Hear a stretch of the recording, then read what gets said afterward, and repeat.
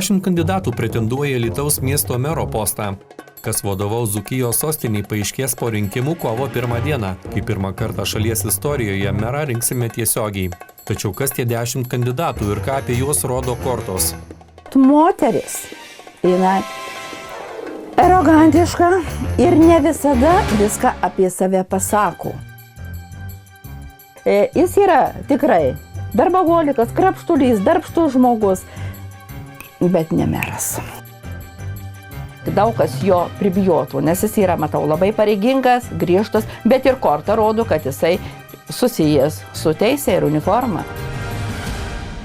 Nu, šitas, taip darbštus, jis skiria daug miestų, bet dar skiria ir savo aplinkai. Nežinau, jis gal ir vadovauja, kaip ir rodo, čia vadovauja kažkokiem tai namam. Tie namai, kur yra su alkoholiu, tai ir pas tą žmogų tokia pati problema.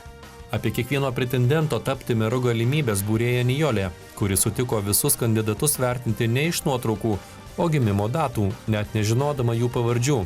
Reportažą žiūrėkite trečiadienį portale alytausgidas.lt.